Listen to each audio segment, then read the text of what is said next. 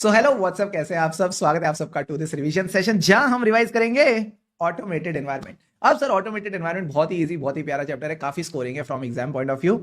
इसको एकदम आ जाओ अच्छे से कवर करते हैं, ठीक है। जो मैं इस वीडियो में बोर्ड नोट्स यूज करने वाला हूं, ये हमारे टेलीग्राम चैनल पे अवेलेबल है, तो आप टेलीग्राम चैनल को एक्सेस कर सकते हो। वहां पे आपको सारी अपडेट्स हमारी तरफ से मिलती रहती है, ठीक है। So without much ado let's begin with this revision. Make sure आप वीडियो को लाइक जरूर कर दें ताकि बाकी इंटर स्टूडेंट्स तक भी पहुंच सके और उनका भला हो सके। तो सर सबसे पहले बात करते हैं ऑटोमेटेड एनवायरनमेंट होता क्या है। तो मैंने कहा आ जाओ मेरे साथ मैकडी चलते हैं, सारे बच्चे आ जाओ मेरे साथ मैकडी चलते हैं, मजा आएगा। तो मैंने कहा मैकडी में पहले क्या होता था सर, एक बंदा बैठा रहता था, कैशियर होता था, उसको मैं पैसे देता था, वो मुझे इनवॉइस देता था और फिर ऑर्डर प्रोसेस होता था। बट आज की डेट में ये प्रोसेस भी इन्होंने ऑटोमेट कर दिया है, यानी इस तरह की वेंडिंग मशीन इन्होंने लगा दी है जहां पे आप जाके अपना ऑर्डर प्लेस कर सकते हो। तो सबसे पहले इन्होंने क्या किया, जो ऑर्डर लेने का प्रोसेस था इसको ऑटोमेट किया।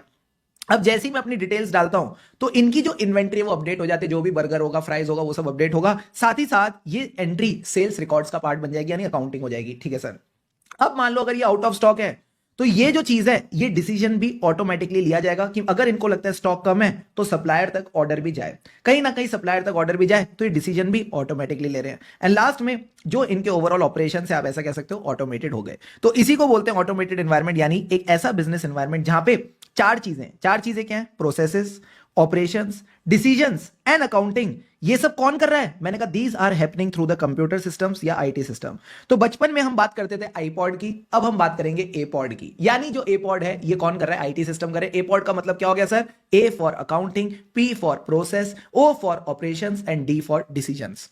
क्लियर है बॉस, क्लियर है सर। तो यही की यही बात आपके नोट्स में दे रखी है, फटाफट आ जाओ एक बार यहां से रिवाइज करते हैं, रिवीजन के अंदर रिवीजन। तो मैंने कहा it is a business environment where the APOD means accounting, process, operations and decisions. कौन ले रहा है, कंप्यूटर सिस्टम कर ले रहा है, यानी आप इंफॉर्मेशन सिस्टम बोल दो या आईटी सिस्टम बोल दो। क्लियर है बॉस, क्लियर है सर। अब आ जाओ इसके की फीचर्स फटाफट डिस्कस करते हैं, पहले समझ लेते हैं। मुझे एक बात बताओ, अगर आईटी काम करेगी तो क्या करेगी, तेजी से काम करेगी। सर ये इतना तेजी से काम क्यों कर पा रहे हैं, क्योंकि ये चीजें कनेक्टेड है और नेटवर्किंग के थ्रू, इंटरनेट के थ्रू यहां पे हमारे पास कैपेबिलिटीज आ रही हैं। अब जो भी आपने ऑर्डर किया मैकडॉनल्ड्स पे, वो डेटा क्या होता है, प्रोसेस होता है। उसके हिसाब से ये लोग आपका बिल कैलकुलेट करते हैं और ये बिल गलत नहीं होता, एक्यूरेट होता है। अच्छा, ये जो मैकडॉनल्ड के ऑर्डर हैं ये ऑनलाइन भी आ रहे हैं, ऑफलाइन भी आ रहे हैं। तो जितने सारे ऑर्डर हैं सब तमीज से प्रोसेस हो रहे हैं, यानी processing large volumes of transaction. Plus जो भी आपकी डिटेल्स हैं, जो भी सारी चीजें सिक्योर्ड होती है, कोई अलग से एक्सेस नहीं कर सकता, बेटर सिक्योरिटी एंड कंट्रोल, क्योंकि ह्यूमन इन्वॉल्व नहीं है तो ह्यूमन एरर्स नहीं होगा। प्लस आपको लेटेस्ट इंफॉर्मेशन मिलेगी कि कितना स्टॉक अवेलेबल है, कितने मैकालूटी की बर्गर अवेलेबल है, you will get the latest information. Plus इनके कहीं ना कहीं बिजनेस ऑपरेशंस भी इंटीग्रेटेड है। सर कैसे इंटीग्रेटेड है, मैंने आपको बताया, अगर इनका स्टॉक कम होगा तो ऑटोमेटिकली सप्लायर के पास ऑर्डर चला जाएगा, यानी एवरीथिंग इज इंटीग्रेटेड। क्या ये बात समझ आई, आ गई सर। तो सारे के सारे पॉइंट जब आप समझ चुके हो, तो मैंने कहा ऑटोमेटेड एनवायरनमेंट क्यों हो रहा है, क्योंकि सर टेलीकॉम वाले लोग अच्छे हैं, एयरटेल अच्छा है। तो मैंने कहा इसी से हमने सारे पॉइंट्स कनेक्ट करे। सबसे पहले मैंने एयरटेल का क्या लिया, डेटा पैक लिया। जब डेटा पैक लिया तो उससे क्या हुई, फास्टर कनेक्टिविटी। जब फास्टर कनेक्टिविटी होती है तो आप उससे ज्यादा बातें करते हो, यानी लार्ज वॉल्यूम्स ऑफ ट्रांजेक्शन, ठीक है सर। साथ ही साथ जो भी बातें आपकी और उसके बीच में होती है किसी को नहीं पता चलती, क्यों, क्योंकि there is a better security. अब सिक्योरिटी अच्छी होगी तो ह्यूमन एरर्स नहीं होंगे, less prone to human errors. तो इसी तरह से आपने 6 पॉइंट्स को कनेक्ट करना ताकि एग्जाम में आराम से याद आ जाए। सबसे पहले डेटा, डेटा का मतलब शुभम सर ने क्या बताया था, accuracy in data processing and computation, ठीक है सर। फास्टर का मतलब क्या था, फास्टर बिजनेस ऑपरेशन। कनेक्टिविटी का मतलब है connectivity and networking capability. Large volumes of transaction means processing large volumes of transaction. Better security is better security only and less prone to human errors. तो easily आप ये 6 points ध्यान में रख सकते हो। क्लियर है बॉस, क्लियर है सर। इसके बाद हमने एक छोटी सी चीज सीखी, अगर कोई entity integrated enterprise resource planning कर रही है, यानी इसका जो ईआरपी सिस्टम है उसी के अंदर सारी चीजें हो रही है, purchases, inventory, sales, fixed asset और साथ साथ अकाउंटिंग भी हो रही है, तो क्या मैं बोल दूं एक ही जगह सब कुछ हो रहा है, हाँ sir. So this becomes very complex for audit. But अगर यहां पे थोड़ी ऑटोमेशन कम होती, थोड़ा कम कॉम्प्लेक्स एनवायरनमेंट होता, तो फिर चीजें अलग होती। ये चीजें कहां होती हैं, जो सिर्फ अकाउंटिंग सॉफ्टवेयर है। ये अकाउंटिंग सॉफ्टवेयर क्या करेगा, सिर्फ अकाउंटिंग करेगा, क्योंकि सिर्फ अकाउंटिंग करता है तो this is a less complex environment. ये बात समझ आ गई, आ गई सर। अब आ जाओ नेक्स्ट टॉपिक पे। Now everyone come with me to the next topic. अब नेक्स्ट टॉपिक क्या बात करता है, understanding and documenting the IT environment. तो मान लो मैंने जोमेटो से मंगाई सर अपनी फेवरेट तंदूरी चाप, ठीक है सर। तो जो मैंने तंदूरी चाप मंगाई, इसके लिए मैंने जोमेटो का एप्लीकेशन यूज किया। हाँ सर, एक एप्लीकेशन मेरे पास है, एक वहां पे जोमेटो के पास भी होगा जिसपे उनके पास ऑर्डर्स आ रहे हैं। यस और नो? Yes sir. तो ये कह रहे हैं मान लो आप जोमेटो का ऑडिट कर रहे हो, तो आप उनका आईटी इन्वायरमेंट समझना। सबसे पहले इंफॉर्मेशन सिस्टम, मतलब क्या एप्लीकेशन एंटिटी यूज करती है सेल्स करने के लिए, अकाउंटिंग करने के लिए, कस्टमर रिलेशनशिप्स मेंटेन करने के लिए। अब जो एप्लीकेशंस हैं उनका पर्पस क्या है? फाइनेंशियल पर्पस है, non financial purpose. Sir financial मतलब जहां भी अमाउंट्स इन्वॉल्व होती है फाइनेंशियल हो जाता है, यानी जो उनका सेलिंग सिस्टम है वो क्या कर रहा है? सेल्स ट्रांजैक्शंस को प्रोसेस कर रहा है। जो कस्टमर रिलेशनशिप सिस्टम है वो क्या कर रहा है? वो हमको कस्टमर सपोर्ट देता है, that is the non financial system. फिर देखो जो उनकी एप्लीकेशन है वो कहां पे है, क्या उनकी कंपनी के अंदर बनी हुई है या फिर it is a global application which is available through out the world, पूरे दुनिया में सब लोग वो एप्लीकेशंस का एक्सेस कर सकते हैं। फिर आता है सर आर्किटेक्चर। आर्किटेक्चर मतलब कुछ एप्लीकेशंस होती है जो आपके डेस्कटॉप पे होती है जिनको आप डाउनलोड करते हो, कुछ एप्लीकेशंस ऐसी होती है जिनके लिए आपको वेबसाइट का एक्सेस मिलता है, और कुछ क्लाउड का स्टोरेज देती हैं। क्लाउड स्टोरेज यानी जो भी आपका जीमेल का स्टोरेज होता है, जो भी आप गूगल की सर्विसेज एक्सेस कर पाते हो, वो सब कहां है? क्लाउड पे है। जो आप यूट्यूब पे वीडियोस देखते हो बढ़िया बढ़िया मीठी मीठी, वो सब कहां है? वो क्लाउड पे स्टोर्ड है। तो ये कह रहे हैं कि आपने एप्लीकेशन का आर्किटेक्चर देखना है कि जो डेटा है वो कहां स्टोर हो रहा है, डेस्कटॉप पे, वेब एप्लीकेशन है या क्लाउड बेस्ड है। जनरली वेब और क्लाउड साथ साथ चलते हैं। फिर आपने एप्लीकेशन का देखना, लेटेस्ट वर्जन ले लो। फिर interface with in the system. Interface का मतलब है कि क्या एक एप्लीकेशन दूसरी एप्लीकेशन के साथ डेटा शेयर कर रही है। फॉर एग्जांपल, अगर मैंने जोमेटो पे ऑर्डर प्लेस किया तो क्या हो गई? सेल हो गई। अब ये सेल का डेटा सीधा सीधा अकाउंटिंग सिस्टम से लिंक्ड होना चाहिए, तो आपने interfaces with in the systems देखने हैं। फिर देखो ये एप्लीकेशन इन्होंने खुद बनवाई या बाजार से एज इट इज खरीद ली, इन हाउस वर्सेस पैकेज्ड। फिर देखता है आउटसोर्स एक्टिविटीज। कई बार कंपनीज ऐसा हो सकता है उनको अपना आईटी की अलग से टीम बिठानी ही नहीं है, तो उन्होंने क्या कर रखा है? आईटी मेंटेनेंस एंड सपोर्ट के लिए बाहर आउटसोर्स कर रखा है। लास्ट में कहता है की पर्संस। की पर्संस यानी हर कंपनी में सीएफओ होता है, सीईओ होता है। ऐसी कंपनीज में आजकल होते हैं सीआईओ और सीआईएसओ। सीआईओ यानी chief information officer, CISO means chief information system officer, और जो एडमिनिस्ट्रेटिव लोग होते हैं जो कहीं ना कहीं आईटी का ख्याल रखते हैं। तो आपने ये सारी चीजों को समझ के डॉक्यूमेंट करना है। बात समझ आई? आई सर। तो मैंने कहा डॉक्यूमेंट क्या करेंगे? कुछ नहीं, आईओएस की ऐप। जो आईओएस की ऐप है उसको डॉक्यूमेंट कर लो। आईटी इन्वायरमेंट है ना, तो हमें एप्लीकेशन की तो डॉक्यूमेंट करनी है। तो एप्लीकेशन किसकी ली? एंड्रॉइड की नहीं, आईओएस की। अब आईओएस की ऐप का मतलब क्या है? सारे बच्चे आ जाओ मेरे साथ, एकदम लर्न विद फन का तड़का लगाते हैं। आई का मतलब है interface with in the system, in house versus packaged. Easy easy sir. O का मतलब क्या है? क्या आपने कुछ एक्टिविटीज को आउटसोर्स कर रखा है, जैसे IT maintenance and support. S का मतलब क्या था? Information system. सिस्टम यानी कौन सी एप्लीकेशन आप यूज कर रहे हो।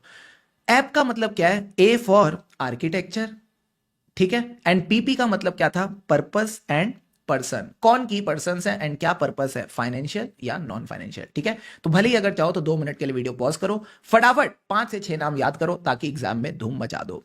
ठीक है बॉस? ठीक है सर। तो अगर आप अपने क्वेश्चन बैंक पे आओगे तो क्वेश्चन नंबर 2, ये सर क्वेश्चन बार बार आईसीआई ने पूछ रखा है, प्लीज इसको हल्के में मत लेना। ये कहता है बताओ कौन से पॉइंट्स आप कंसीडर करोगे when you are understanding the automated environment. तो ये सारी बातें आपने कंसीडर करके चलनी है। ठीक है बॉस? ठीक है सर। लास्ट में बस एक छोटी सी बात मैंने बोली, जो भी आपने चीजें ऊपर समझी है ना, प्लीज इनको डॉक्यूमेंट कर लेना। किसने सिखाया था डॉक्यूमेंटेशन? ऐसे 230 ने। ठीक है? ठीक है सर। अब आता है अगला टॉपिक, आरटीपी नवंबर 22 का। ये क्या कहता है? जिस आईटी सिस्टम के आप इतने गुणगान गा रहे हो ना, हाँ, उसके अंदर भाई साहब रिस्क भी है, उसके अंदर कहीं ना कहीं रिस्क भी है। तो आ जाओ रिस्क वाली बातें भी फटाफट कवर कराते हैं। आ जाओ, देखो रिस्क के बारे में क्या कहता है। ये कहता है कि हो सकता है जो आईटी सिस्टम है ये डेटा की गलत प्रोसेसिंग कर रहे हैं, यानी inaccurate processing of the data, और प्रोसेसिंग तो ठीक कर रहे हैं बट डेटा इनएक्यूरेट है, या फिर दोनों। तो या तो डेटा की प्रोसेसिंग गलत हो रही है या प्रोसेसिंग ठीक हो रही है, डेटा गलत है, या दोनों। अब सर इसी में से आगे के पॉइंट्स निकालो। मुझे बताओ इनएक्यूरेट प्रोसेसिंग क्यों हो रही है? क्योंकि सिस्टम खराब है। तो मैंने कहा सिस्टम की 2 खराबियां हो सकती हैं, या तो सिस्टम में अनऑथोराइज चेंजेस हैं, या फिर जो चेंजेस होने चाहिए ना वो नहीं है, यानी unauthorised changes to the system, या फिर failure to make necessary changes to the system. Clear है बॉस? क्लियर है सर। या फिर डेटा में गड़बड़ है। मैंने कहा डेटा में गड़बड़ क्यों हुई? क्योंकि सर डेटा गलत हाथों में पड़ गया, अनऑथोराइज एक्सेस टू डेटा। अब जब गलत हाथों में पड़ा है तो या तो बंदा डेटा चेंज कर देगा या डेटा डिलीट कर देगा। It can lead to direct data changes और लॉस ऑफ डेटा। तो एक बार आ जाओ, फटाफट रिवाइज करा रहा हूं। सबसे पहले क्या हुआ? इनएक्यूरेट प्रोसेसिंग ऑफ डेटा और प्रोसेसिंग ऑफ इनएक्यूरेट डेटा, और बोथ। पहली प्रोसेसिंग गलत क्यों हुई? क्योंकि सर सिस्टम गलत है। लॉजिकली चलो ना, मजा आएगा। तो पहले कहता है अनऑथोराइज चेंजेस टू सिस्टम और failure to make necessary changes to system. Data गड़बड़ कैसे हुआ? Unauthorised access to data, direct data changes. Access हुआ है तो चेंज करेगा, या फिर डिलीट यानी लॉस ऑफ डेटा। ठीक है बॉस, ठीक है सर। तो ये आपके मैंने 5 से 6 पॉइंट यहाँ पे आसानी से कवर करा दिए। क्लियर है? क्लियर है सर। तो अगर आप अपने क्वेश्चन बैंक पे जाओ तो यहां हमारा क्वेश्चन नंबर 3 आरटीपी नवंबर 22 का डायरेक्ट क्वेश्चन है, सीधा पूछा है रिस्क इन आईटी एनवायरनमेंट बताओ। ठीक है, ठीक है सर। अब आ जाओ अगले पार्ट पे। Now everyone come to the next part. Now जो मैंने आपको अभी रिस्क बताई थी ना, हाँ सर, ये रिस्क तो जान ली, बट इसका ऑडिट पे इंपैक्ट क्या है? इसका ऑडिट पे इंपैक्ट क्या है? तो मैंने कहा सिंपल सी बात आप बताना। अगर आईटी की बैंड बजी हुई है, अगर कंपनी की आईटी की बैंड बजी हुई है, तो क्या आप आईटी वाले कंट्रोल्स पे रिलाय कर पाओगे? नहीं सर। हम तो टेस्टिंग दो ही करते हैं ना, टेस्ट ऑफ कंट्रोल और सब्सटेंटिव प्रोसीजर। तो अगर आईटी खराब है तो क्या आप कंट्रोल्स के भरोसे काम कर पाओगे? नहीं सर। अगर कंट्रोल्स पे भरोसा नहीं कर सकते तो सब्सटेंटिव की टेस्टिंग बढ़ेगी या घटेगी? सर बढ़ जाएगी, कहीं ना कहीं सब्सटेंटिव की टेस्टिंग बढ़ जाएगी। यही बात यहां पे लिखी है। तो ये कह रहा है सबसे पहले आओ टेस्ट ऑफ कंट्रोल, फिर सब्सटेंटिव टेस्टिंग, फिर रिपोर्टिंग। यही 3 चीजें होती है ऑडिट में। हाँ सर। तो फ्लो में चलना। सबसे पहले कहता है आप कंट्रोल्स पे रिलाय नहीं कर पाओगे, यानी जो कंट्रोल्स है उनकी कैलकुलेशन से और कैलकुलेशन के बेसिस पे अकाउंटिंग है। जो कंट्रोल से जो उनकी कैलकुलेशन और कैलकुलेशन के बेसिस पे अकाउंटिंग है, आप उस पर रिलाय नहीं कर सकते। तो क्या होगा? एडिशनल वर्क करना पड़ेगा। एडिशनल वर्क यानी additional substantive testing. So non reliance on the data from system. तो क्या करना पड़ेगा? डेटा को चेक करना पड़ेगा। हमने ये चीज ऐसे 500 में सीखी थी, इंफॉर्मेशन प्रोड्यूस बाय एंटिटी की टेस्टिंग में, आईपी टेस्टिंग में, कि डेटा की कंप्लीटनेस और एक्यूरेसी देखनी पड़ेगी। तो क्या हो गया? Increase substantive testing. Deal done? Done sir. फिर शुभम सर ने एक सेक्शन दिखाया था कंपनी ऑडिट में, सेक्शन 143(3) आई फॉर आईएफसीआर की रिपोर्टिंग, यानी इंटरनल फाइनेंशियल कंट्रोल्स पे जो आप रिपोर्ट करते हो। तो ये कह रहा है कि कई बार रेगुलेटरी एनवायरनमेंट कहता है आपको इन कंट्रोल्स पे रिपोर्ट करना है, तो आप रिपोर्ट क्या करोगे? Modification of the report. तो मैंने कहा कुछ भी नहीं करना, आपको ऑडिट आता है, हाँ, टीओसी, सब्सटेंटिव और रिपोर्टिंग, बस आईटी का इंपैक्ट इसमें लॉजिकली लिखो, काम कंप्लीट। ठीक है, ठीक है सर। तो ये हमारा impact of IT related risk मैंने कवर करा दिया। आरटीपी में 18 का क्वेश्चन है, अगर आप चाहो तो क्वेश्चन बैंक से भी देख लो। अगेन डायरेक्ट क्वेश्चन है, आरटीपी 18 में 18 का कह रहे आईटी रिलेटेड रिस्क का इंपैक्ट बताओ किस पे? बताओ, क्वेश्चन में ही लिख के दे दिया हेडिंग्स, सब्सटेंटिव पे, कंट्रोल्स पे और रिपोर्टिंग पे। तो ये बात तो हमको ऑलरेडी आती है। बहुत ही बढ़िया, शानदार, जबरदस्त, जिंदाबाद। अब आओ मेरे साथ, सारे बच्चे पानी के 2-2 घूंट लगाएंगे and type in the chat box ready. This is the most important part. जल्दी से आओ।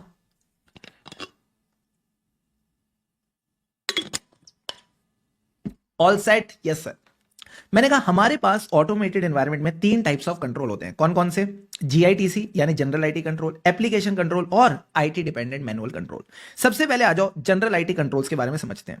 नाम से ही पता चल रहा है जनरल आईटी, यानी क्या ये किसी पर्टिकुलर स्पेसिफिक एप्लीकेशन के लिए होंगे या सबके लिए? सबके लिए। जैसे आपके फोन का पासवर्ड, जो आप फोन में पासवर्ड लगाते हो किसी पर्टिकुलर एप्लीकेशन के लिए, वो सबके लिए है सर। वो सबके डेटा को प्रोटेक्ट कर रहा है। जितनी एप्लीकेशन में जो जो आपने कारनामे कर रखे हैं ना, सबको प्रोटेक्ट कर रहा है। तो ये कह रहा है there these are the policies and procedure which relate to many application. क्योंकि ये मैनी एप्लीकेशंस को रिलेट करते हैं, इसीलिए इनको परवेसिव और इनडायरेक्ट कंट्रोल बोला जाता है, क्योंकि कहीं ना कहीं ये एप्लीकेशंस का भला कर रहे हैं। And they help to support the functioning of application control. जब उनका ख्याल रखेंगे तो उनकी फंक्शनिंग भी इंप्रूव होगी। प्लस जो भी डेटा है ये उसके इंटीग्रिटी और सिक्योरिटी मेंटेन कर रहे हैं। इंटीग्रिटी क्यों? क्योंकि जब तक किसी के पास आपका पासवर्ड नहीं होगा वो आपका डेटा डिलीट नहीं कर पाएगा।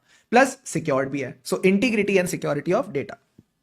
अब सर इसके 4 बच्चे याद रखना। 4 बच्चे क्या हैं? सबसे पहले तो डेटा सेंटर नेटवर्क ऑपरेशन, फिर प्रोग्राम चेंज, फिर एक्सेस सिक्योरिटी, और फिर आता है एप्लीकेशन सिस्टम एक्विजिशन, डेवलपमेंट और मेंटेनेंस। तो मैंने कहा बड़ा सिंपल है, ऐसे समझना। अगर आपको इन चारों के नाम याद रखने हैं, मैं एक ट्रिक बता रहा हूं छोटी सी, ध्यान से समझना। ठीक है सर। जो भी एप्लीकेशन सिस्टम होती है, ठीक है, फ्लो में चलना, जो भी एप्लीकेशन सिस्टम होती है उसके अंदर 2 चीजें क्या होती हैं सर? एप्लीकेशन प्रोग्राम्ड होती है, उसके अंदर होता है डेटा। बोलो मेरे साथ, एप्लीकेशन सिस्टम क्या होती है? प्रोग्राम्ड होती है, उसके अंदर होता है डेटा। हमें उसमें क्या बचाना है? एक्सेस बचाना है। Come on. एप्लीकेशन सिस्टम होती है, उसके अंदर क्या होता है? एप्लीकेशन का प्रोग्राम होता है, डेटा होता है। हमें उसमें क्या बचाना है? एक्सेस बचाना है। तो ये 4 नाम आप इसे ध्यान रख सकते हो। ठीक है, सबसे पहले डेटा की बात करते हैं। ये कह रहा है data centre and network operation. Data centre and network operation का मतलब है जो भी आपका कंप्यूटराइज डेटा है, जो भी आपका कंप्यूटराइज डेटा है, ये किस तरह से ऑर्गेनाइजेशन में फ्लो होता है? नेटवर्क के थ्रू फ्लो होता है। हाँ, तो यही चीज आ जाती है डेटा सेंटर और नेटवर्क ऑपरेशन में। तो ये कहता है कि जो भी आपके प्रोडक्शन सिस्टम्स हैं, ये इस तरह से प्रोसेस होने चाहिए थी आप मीट कर पाओ financial reporting objective. For example, हम बीबी वर्चुअल्स में क्या प्रोड्यूस करते हैं सर? लेक्चर्स प्रोड्यूस करते हैं। तो ये कह रहा है कि जो भी लेक्चर्स का डेटा है वो हम नेटवर्क यूज करके आप तक पहुंचाते हैं। हाँ सर। तो जो भी हम प्रोडक्शन सिस्टम्स यूज कर रहे हैं, that is the data that we are producing, that should meet the BB virtuals का फाइनेंशियल रिपोर्टिंग ऑब्जेक्टिव। अब सर डेटा सेंटर और नेटवर्क ऑपरेशंस में क्या देखना है? मैंने कहा सबसे पहले तो जनरल पॉइंट, हमें यहाँ पे कंप्यूटर ऑपरेशंस की ओवरऑल मैनेजमेंट देखनी है, ठीक है। अब इसमें जो भी बातें आएंगी ना, बारीक बातें हैं, ध्यान से समझते चलना। जब आप बैच के लिए एनरोल करते हो, जब आप बैच के लिए एनरोल करते हो तो आपको बैच की कैसे मिल जाती है? हाथों हाथ मिल जाती है। क्यों? क्योंकि जो हमारी टेक्निकल टीम है उसने आपकी बैच जॉब प्रिपेयर कर रखी है। उसने कम से कम 50-60 कीज एक साथ इकट्ठी कर रखी है कि जैसे ही बच्चा एनरोल करे उस तक की पहुंच जाए। तो उसने ये बैच जॉब प्रिपेयर कर रखी है, शेड्यूल कर रखी है, और जैसे ही आप एनरोल करते हो ये एग्जीक्यूट हो जाती है, आप तक की पहुंच जाती है। तो सबसे पहले क्या आ गया? Batch job. जब आपको की मिल गई फिर आप क्या देखते हो? लेक्चर देखते हो। जो बच्चे लाइव देखते हैं वो क्या देखते हैं? परफॉर्मेंस। तो मैंने कहा कई बार ऐसा होता है ना कि कभी कभार ऐसे बोलते हो चैट बॉक्स में बीच में, सर लैग आ रहा है। हाँ सर, वो लैग क्यों आता है? वो लैग क्यों आता है? तो मैंने कहा वो लैग 3 रीजंस की वजह से आ सकता है। या तो ऑपरेटिंग सिस्टम विंडोज की दिक्कत है, या डेटा बहुत हैवी हो रहा है तो उस वजह से लैग आ रहा है, एंड तीसरी चीज हो सकती है नेटवर्क। तो परफॉर्मेंस मॉनिटरिंग में 3 बातें ध्यान रखेंगे। एंड लास्ट में जब लेक्चर कंप्लीट हो जाता है तो क्या होता है? मैंने कहा हम बैकअप ले लेते हैं, हम कहीं ना कहीं उसका बैकअप ले लेते हैं। तो बैकअप का मतलब है backup storage and backup retention. Sir अब ये बैकअप क्यों लिया जाता है? कि कल को मान लो ये लेक्चर यहां पे डिलीट हो गया मेरे से कोई, तो इसका बैकअप अवेलेबल होगा। तो मेरे को तो ऐसी फील आएगी ना ये तो डिजास्टर हो गया। हाँ सर, मैं तो चाहूंगा कि बीबी वर्चुअल्स का जो बिजनेस है वो कंटिन्यू रहे। तो यही बात यहां लिखी है। सर क्या लिख रखा है? मैंने कहा यही बात यहां लिख रखी है। सबसे पहले क्या हुआ? Overall management. दूसरी बात बैच जॉब्स, यानी बैच आप तक पहुंचा जिसमें हमने क्या कर रखा था? बैच शेड्यूल कर रखा था, उसको एग्जीक्यूट किया। पहले प्रिपेयर किया, शेड्यूल किया, फिर एग्जीक्यूट किया। तीसरा पॉइंट क्या बताया? परफॉर्मेंस मॉनिटरिंग, यानी लेक्चर स्मूथली चलना चाहिए। चौथा पॉइंट क्या था? बैकअप लिया। बैकअप क्यों लिया? ताकि हम रिकवर कर सके from failures if any data gets deleted. तो यहां पे क्या हो सके? बीसीपी और डीआरपी। बीसीपी मतलब business continuity plan, and DRP यानी डिजास्टर रिकवरी प्लान। क्या ये एक्टिविटीज क्लियर है? क्लियर है सर। अब आ जाओ नेक्स्ट पॉइंट की बात करते हैं, program change. Sir program change का क्या मतलब है? प्रोग्राम चेंज का मतलब है कहीं ना कहीं जो मैं एप्लीकेशन सिस्टम यूज कर रहा हूं मैं इसमें चेंज लाना चाहता हूं। तो पूरी ऑर्गेनाइजेशन में सारी एप्लीकेशंस के लिए एक ही प्रोसेस होगा चेंज का? हाँ sir, that's why it is also a general IT control. ये कह रहा है कि किसी भी एप्लीकेशन में आपको चेंज लाना है अपनी ऑर्गेनाइजेशन में तो एक प्रोसेस फॉलो करना पड़ेगा। उस प्रोसेस में क्या होगा? पहले तो आप चेंज की रिक्वेस्ट डालोगे, ठीक है। उस रिक्वेस्ट को ये लोग रिकॉर्ड करेंगे, मैनेज करेंगे, ट्रैक करेंगे टाइम से रिक्वेस्ट हो रही है कि नहीं। फिर उस रिक्वेस्ट के बेसिस पे ये लोग क्या करेंगे?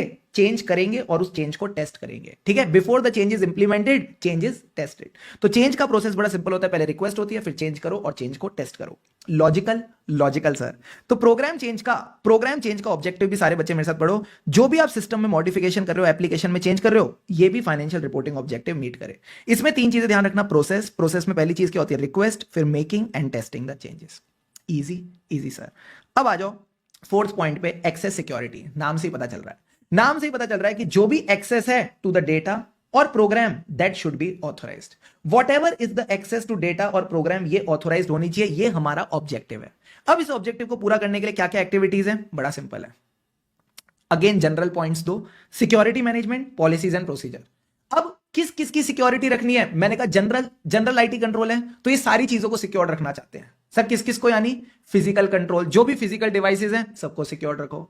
जो ऑपरेटिंग सिस्टम है विंडोज वो भी सिक्योर्ड होना चाहिए। जो नेटवर्क हम यूज कर रहे हैं वो भी सिक्योर्ड होना चाहिए, कल को कोई वायरस वगैरह ना आ जाए। प्लस जितनी भी एप्लीकेशन है उनका जो डेटा है सब सिक्योर्ड होना चाहिए। तो सिक्योरिटी में सारी सिक्योरिटी आ जाएंगी। तो सारे बच्चों ने कहा सर हमें बस एक ही चीज इंश्योर करनी है, जो हमारे फोन में वो जो एप्लीकेशन का डेटा पड़ा है ना वो सिक्योर्ड रहना चाहिए। तो आप इसको ऐसे याद रखना, फोन की एप्लीकेशन का डेटा सिक्योर्ड रहे। इससे आपको याद हो जाएगा सर फोन का मतलब क्या है? पीएच का मतलब है physical security, O for operating system security, NE का मतलब है नेटवर्क सिक्योरिटी, फिर एप्लीकेशन और डेटा सिक्योरिटी। तो सारे के सारे सिक्योरिटी वाले पॉइंट्स यहां पे आपके कवर हो गए। लास्ट में आता है हमारे पास एप्लीकेशन सिस्टम एक्विजिशन, डेवलपमेंट और maintenance. Sir application system acquisition, development और मेंटेनेंस का क्या मतलब है? हर ऑर्गेनाइजेशन के पास 2 ऑप्शन होते हैं कि जो वो एप्लीकेशन यूज कर रही है, जैसे हम लोग आपको देते हैं बीबी वर्चुअल का सॉफ्टवेयर, वो या तो हम बाजार से खरीद सकते हैं यानी एक्वायर कर लिया, या फिर हमको बाजार वाला सॉफ्टवेयर पसंद नहीं आता तो हम बैठ के खुद आईटी वाले बंदे के साथ डेवलप करेंगे, और जब एक बार डेवलप हो गया फिर उसको मेंटेन करो। तो इसका ऑब्जेक्टिव क्या था? मैंने कहा इसका ऑब्जेक्टिव ये था कि एक्विजिशन में तो दिक्कत नहीं है, मेन है डेवलपमेंट में। तो जब आप इधर आओ नोटबुक पे, बुक पे ये कह रहा है हमारा ऑब्जेक्टिव बड़ा सिंपल है कि सिस्टम्स को डेवलप करो, फिर कॉन्फ़िगर करो। कॉन्फ़िगर यानी उसमें फीचर्स डालना। जैसे हमने आपके लिए क्या फीचर्स डाल रखे हैं? 1.7 व्यूज होने चाहिए, वैलिडिटी 1 साल की होनी चाहिए, ठीक है सर। तो systems are developed, configured and implemented again to meet the financial reporting objective. सारे ऑब्जेक्टिव में आखिरी पॉइंट ये होता है to meet the financial reporting objective. ये बात बस आपको कॉन्सेप्चुअली सही रखनी पड़ती है, ठीक है सर। अब इसमें एक्टिविटीज क्या होंगी? मैंने कहा बड़ा सिंपल है।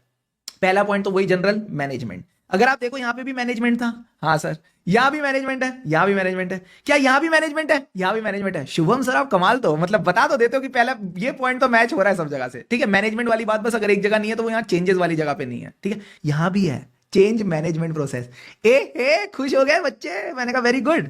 तो यहां पे सबसे पहले क्या होगा, एप्लीकेशन सिस्टम जो बनती है उसका प्रोजेक्ट बनता है, उसको इनिशिएट करो, फिर एप्लीकेशन सिस्टम को डिजाइन करो, फिर कंस्ट्रक्ट करो, एंड उसके बाद टेस्ट करो कि क्वालिटी के साथ काम कर रही है कि नहीं, ठीक है। तो फ्लो में चलना, project initiation, analysis and design, design के बाद कंस्ट्रक्शन, कंस्ट्रक्शन के बाद टेस्टिंग करेंगे उसकी क्वालिटी की।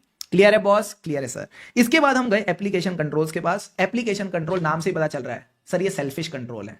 ये सारी एप्लीकेशन का ख्याल नहीं रखते, सिर्फ उसी एप्लीकेशन का ख्याल रखते हैं जिसके अंदर घुसे पड़े मतलब एम्बेडेड। तो आपने बोलना है application control can be automated और मैनुअल कंट्रोल। सर ऑटोमेटेड मतलब जो आप लेक्चर देखते हो, अगर आप चाहो एक डिवाइस से लॉग आउट करके दूसरे डिवाइस में लॉग इन करना, हाँ सर, कई बार ये आपको रोक देता है। क्यों? क्योंकि ये ऑटोमेशन है, ठीक है सर। दूसरी बात, क्या आप अगर टीम से रिक्वेस्ट करोगे तो आपको डिवाइस चेंज में हेल्प कर सकते हैं? हाँ, क्योंकि वो चीज मैनुअल है। तो ये जो चीज है डिवाइस रिस्ट्रिक्शन वाली, ये ऑटोमेटेड भी है और मैनुअल भी है। तो ये कह रहा है कि application controls can be automated और manual and they operate at business process level. यानी जो प्रोसेस है ऑफ वॉचिंग द लेक्चर, इसके अंदर हमने ये चीज डाल रखी है। सो फिर से ध्यान रखना, ऑटोमेटेड भी हो सकते हैं, मैनुअल भी हो सकते हैं, operate at business process level. ये कहां है? घुसे पड़े हैं, यानी these are embedded into the IT applications to protect the काई ऑफ डेटा। काई ऑफ डेटा मतलब completeness, accuracy and integrity of data, basically data को बचा के चलो। अब इसके कुछ एग्जांपल हमने याद किए थे सर। क्या?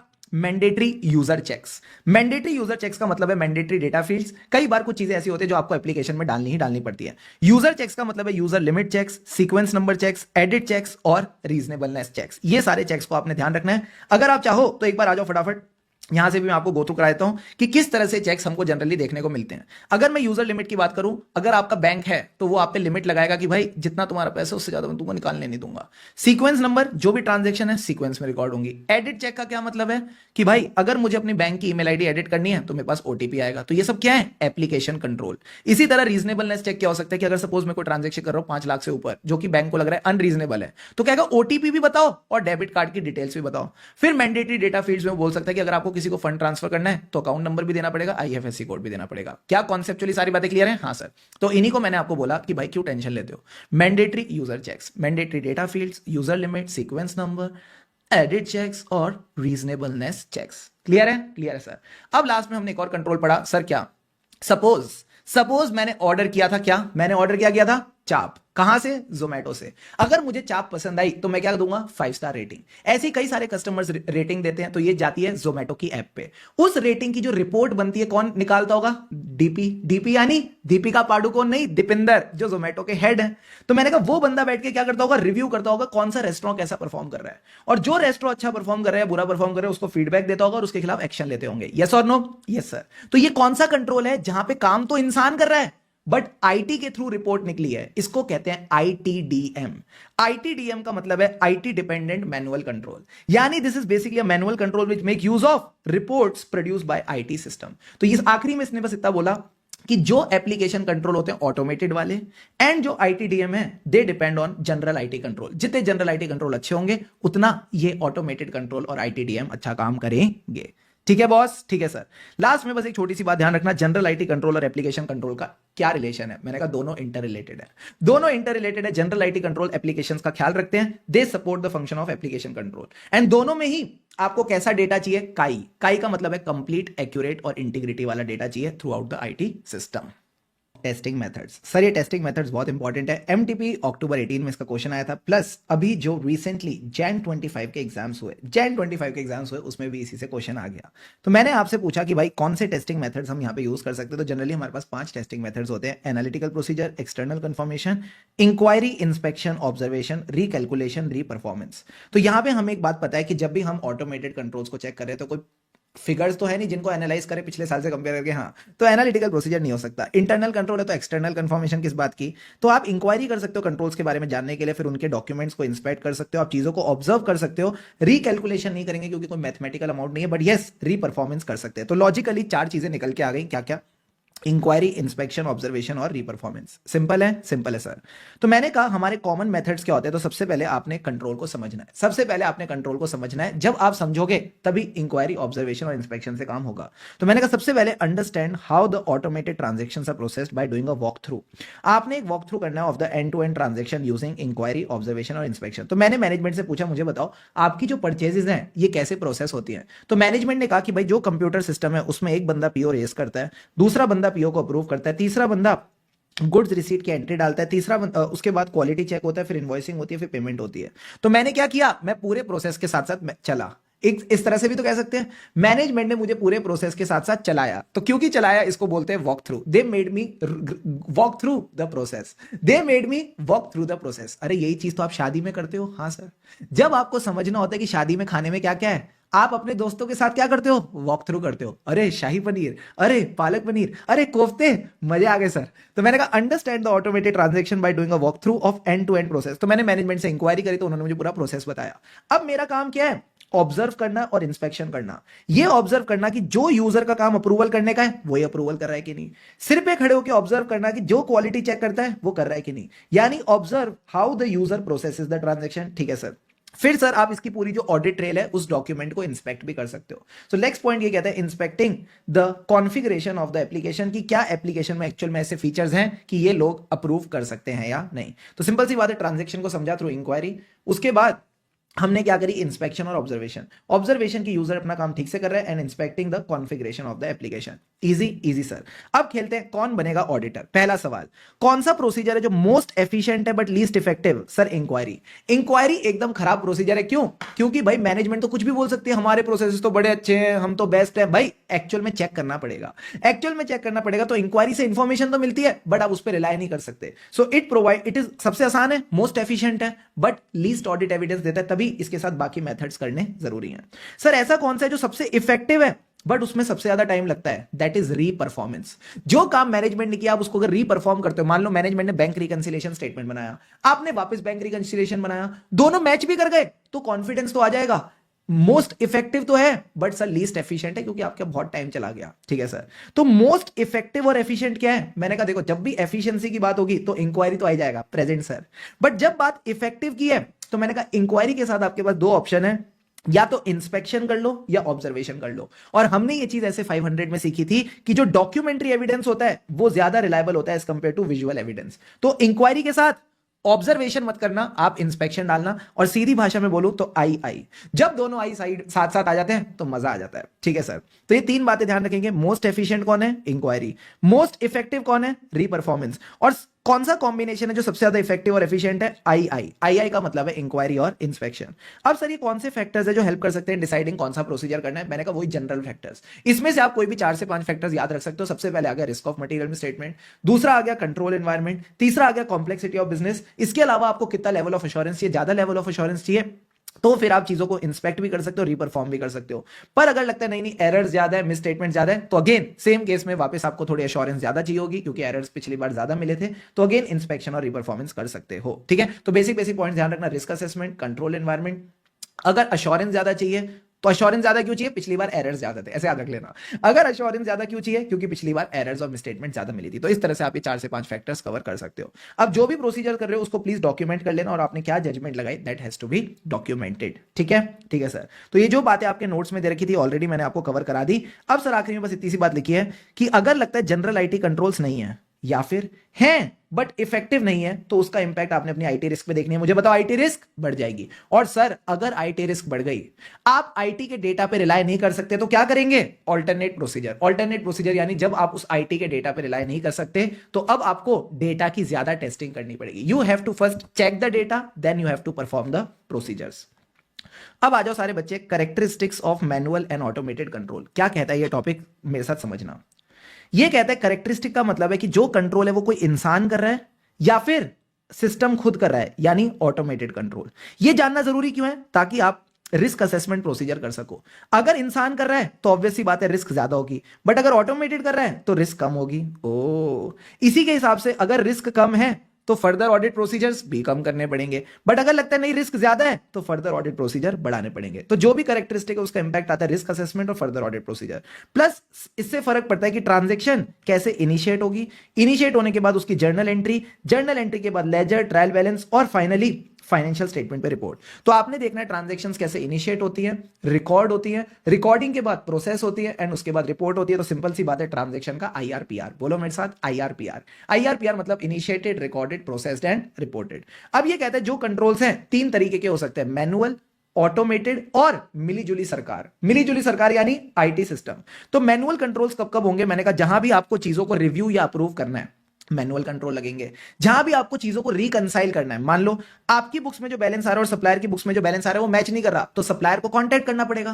अब कंप्यूटर तो कांटेक्ट नहीं करेगा, इंसान को ही कांटेक्ट करना पड़ेगा, फॉलोअप करना पड़ेगा। तो मैंने कहा रिकंसिलेशन और फॉलोअप में भी इंसान की जरूरत पड़ेगी। तो इंसान का काम क्या है, रिव्यू और reconciliation. Easy easy sir. Automated controls का काम क्या होता है, मैंने कहा जो भी ट्रांजेक्शन्स का आईआरपीआर करना है, आईआरपीआर यानी इनिशिएट, रिकॉर्ड, प्रोसेस और रिपोर्ट, ये ऑटोमेटेड कंट्रोल संभाल लेंगे। आईटी सिस्टम में क्या ऑटोमेशन होनी चाहिए या मैनुअल, मैंने कहा दोनों। जनरली आईटी सिस्टम्स में दोनों ही होने चाहिए। तो it includes a combination of automated and manual control. अब जो मैनुअल है हो सकता है they are independent of IT. Independent of IT यानी वो खुद ही सिस्टम से बैलेंस निकालते हैं, रिकंसाइल करते हैं, फॉलोअप करते हैं। ठीक है, यहां पे जनरली क्या हो सकता है कि सर जो हमारा बैलेंस है बुक्स का और सप्लायर की बुक्स का ये मैच नहीं कर रहा था, तो इसके लिए एक इंसान खुद ही बैठ के बैलेंस कैलकुलेट कर सकता है और उसको रिकंसाइल कर सकता है। या फिर वो क्या कर सकता है, जो आईटी सिस्टम से बैलेंस निकल के आया, जो आईटी सिस्टम से बैलेंस निकल के आया उसी को रिकंसाइल कर लिया। तो दो ऑप्शन है, या तो बैलेंस खुद निकालो या आईटी सिस्टम से जो बैलेंस निकल के आया उसको रिकंसाइल कर लो। दोनों चीजें कर सकते हो, इंडिपेंडेंट ऑफ आईटी और use the IT information. And last में कहता है जो भी आईटी फंक्शन है उसको रिव्यू करो और अगर उसमें कोई दिक्कतें हैं तो उनको रिजॉल्व करो। तो ये काम मैनुअल कंट्रोल्स कर सकता है। तो ये जो मीठी मीठी बातें बताई इनको बस समझ के चलना और कुछ करने की जरूरत नहीं है।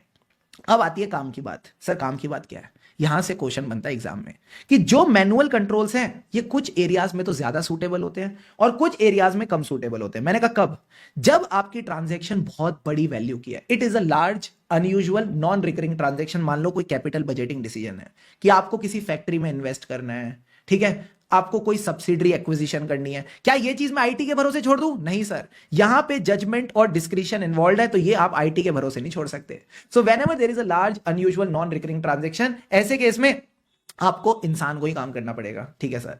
दो पॉइंट सर्कमस्टेंसेस वाले, अगर ऐसे कोई सर्कमस्टेंसेस जहां पे आप एरर्स को डैप नहीं कर सकते, डैप मतलब डिफाइन, एंटिसिपेट और प्रिडिक्ट। से विद मी, डिफाइन, एंटिसिपेट और प्रिडिक्ट। तो अगर आपको लगता है these errors can't be defined, anticipate और प्रिडिक्टेड, तो फिर क्या करोगे सर, जब एरर्स ही नहीं पता उसको ऑटोमेट कैसे करें, उसके लिए कंट्रोल कैसे लगाएं? तो मैंने कहा अगेन मैनुअल कंट्रोल्स लगेंगे। इसके अलावा कहते हैं चेंजिंग सर्कमस्टेंसेस। चेंजिंग सर्कमस्टेंस, मान लो मैंने जो अपने आईटी सिस्टम में ड्यू डेट डाल रखी थी टीडीएस की, वो थी 7th of the next month, जबकि मोदी जी आए, निर्मला जी आई, वो कहते 7th नहीं, हमको तो 2nd of the next month चाहिए। तो क्या ये सिस्टम में जो चेंज होगा अपने आप हो जाएगा? नहीं सर, आपको किसी बंदे को बिठाना पड़ेगा और वो सिस्टम में चेंज करेगा। तो जब भी चेंजिंग सर्कमस्टेंसेस होते हैं मैनुअल कंट्रोल्स आर रिक्वायर्ड। और लास्ट में कहता है अगर आपको मॉनिटर करनी है इफेक्टिवनेस ऑफ ऑटोमेटेड कंट्रोल, तो ये चेक करने के लिए कि ऑटोमेशन ठीक से हो रही है कि नहीं, उसके लिए भी इंसान ही लगेगा। तो लास्ट में कहता है कि अगर मान लो आईटी सिस्टम ने डेटर की एजिंग रिपोर्ट निकाल के दी है, आपको चेक करना है कि वो ठीक से बनी है कि नहीं, तो अगेन इंसान की जरूरत पड़ेगी। तो ये 4 पॉइंट्स आप ध्यान रख के चलोगे। सर सबसे पहले ट्रांजैक्शन वाला पॉइंट, क्या ये ट्रांजैक्शन बड़ी छोटी छोटी है? नहीं sir, large unusual non recurring transaction है, LUN, large unusual non recurring transactions हैं, तो किसी इंसान की जरूरत पड़ेगी। सेकंड और थर्ड पॉइंट सर्कमस्टेंसेस वाले, circumstances which are difficult to dab. DAP का मतलब क्या था? Define, anticipate, predict. फिर changing circumstance. And fourth point क्या था सर? भूल गए। मैंने कहा कैसे भूल गए? ऑटोमेशन को चेक करने के लिए भी इंसान ही लगेगा, यानी manual element is required to check the effectiveness of automated control. अब सर बेस्ट पार्ट ये है कि अगर आपने ये चारों पॉइंट समझ लिए तो अगला टॉपिक इजी हो जाएगा। तो इसका उल्टा कर दो कि मैनुअल कंट्रोल्स कम कब चाहिए? जब सर ट्रांजेक्शन ढेर सारी हैं, ठीक है, एंड ये रिकरिंग ट्रांजैक्शन है। हाई वॉल्यूम या रिकरिंग ट्रांजैक्शन यानी रूटीन की जो परचेजेस है उसमें आपको किसी इंसान को इन्वॉल्व करने की जरूरत नहीं है, उसको ऑटोमेशन पे चलने दो। ठीक है सर। जहां पे आप एरर्स को डिफाइन कर सकते हो, एंटिसिपेट कर सकते हो, प्रिडिक्ट कर सकते हो, फिर तो उनके लिए कंट्रोल लगा लो। These can be prevented, detected और corrected by the automated control. तो अगर आपको लगता है कि भाई जो भी कस्टमर्स है उनकी क्रेडिट लिमिट फिक्स करनी चाहिए, तो ये आप सिस्टम में फिक्स कर सकते हो। एंड लास्ट में मैंने बोला कुछ ऐसी कंट्रोल एक्टिविटीज हैं जिनको आप डिजाइन और ऑटोमेट कर सकते हो। मान लो segregation of duties. Sir segregation of duties यानी जो मैंने आपको ये एग्जांपल दिखाया था, कौन सा वाला? ये वाला। एक बंदा पीओ रेज कर रहा है, एक बंदा पीओ अप्रूव कर रहा है, एक बंदा गुड्स की एंट्री कर रहा है, ये सब क्या है? Segregation of duties. तो मैं सिस्टम के अंदर ही इनकी ड्यूटीज फिक्स कर सकता हूं कि इसके पास सिर्फ ये राइट रहेगी, दूसरे के पास दूसरी राइट रहेगी। तो इस तरह से जो आपकी कंट्रोल एक्टिविटीज हैं आप इनको डिजाइन और ऑटोमेट कर सकते हो। तो इसमें बस 3 बातें ध्यान रखनी है। ट्रांजेक्शन वाली उल्टा कर दो, high volume of transaction, recurring transaction. Errors को डेप कर सकते हैं। डेप का मतलब था डिफाइन, एंटिसिपेट और प्रिडिक्ट। तो उसके लिए हमने क्या करा? कंट्रोल्स लगा दिए। एंड लास्ट पॉइंट क्या था सर? लास्ट पॉइंट था कुछ ऐसी कंट्रोल एक्टिविटीज है जिनको आप सिस्टम के अंदर डिजाइन और इंप्लीमेंट कर सकते हो। Deal done? Done sir. अगर आप अपने नोट्स में देखो, ये वाला जो पूरा का पूरा पेज है हमने यहां पे रिवाइज कर लिया। अगर आप चाहो तो वीडियो को पॉज करके एक बार वापस गो थ्रू कर सकते हो। Now everyone come to the next topic, audit approach in automated environment. सारे बच्चे पानी के 2 घूंट लगाओ एट चैट बॉक्स पे ready. Come on.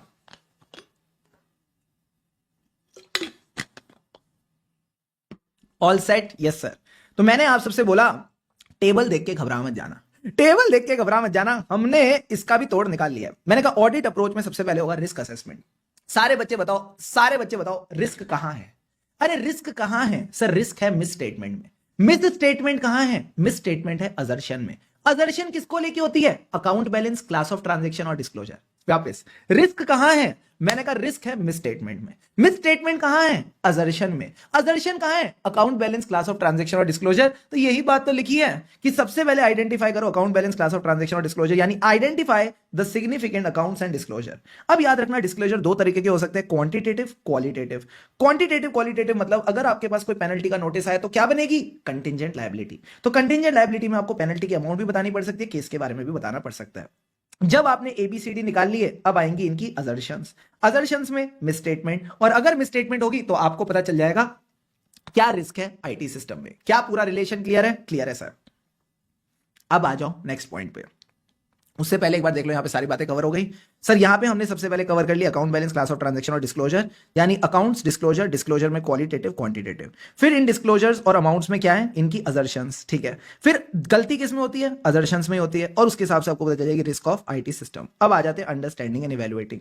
Sir understand और इवैल्यूएट किसको करना है? Internal control. बट सारे बच्चे मुझे एक बात बताओ, कंट्रोल्स कहां होते हैं? सर जहां रिस्क होती है।